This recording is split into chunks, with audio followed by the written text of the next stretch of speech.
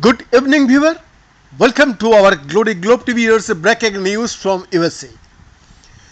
Donald Trump is invoking a vision of an extreme new White House term that would transform America and rock the world.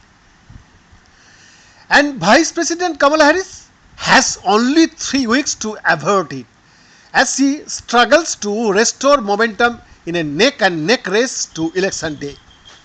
The Republican nominee is escalating the most toxic anti-immigrant rhetoric in modern US history, warning outsiders with bad genes have invaded the country after falsely claiming that Haitian migrants here illegally were eating pets in Ohio.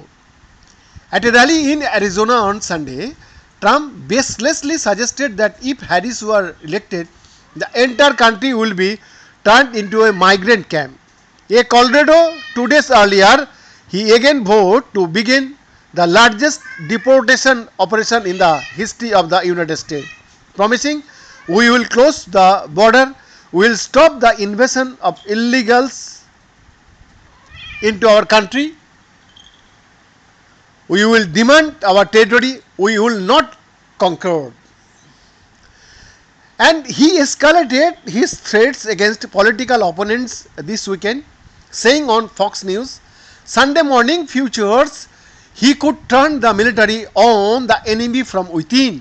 The ex-president, who incited violence to try to stay in power after the 2020 election, also said at a rally Saturday that a heckler exercising the right to free speech should get the hell knocked out of her.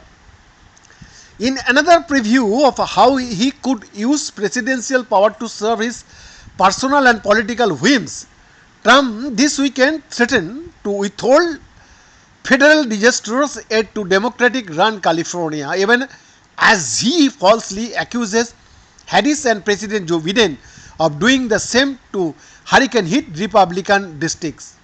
Trump also said CBC should lose its license because he faults its editorial choices over a Harris interview on 60 Minutes that he declined to sit for. Trump's allies meanwhile raised concern about how a new administration might deal with the big businesses by threatening to cancel Deloitte's federal contracts after an employee apparently leaked saying J.D. Vance's private message critical of the former president. And new details are emerging of the former president's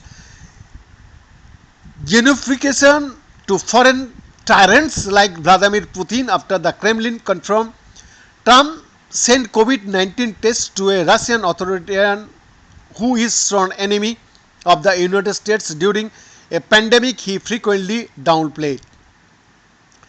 History suggests that Trump does not always act on everything he says, but his past behavior suggests his threats should be taken seriously.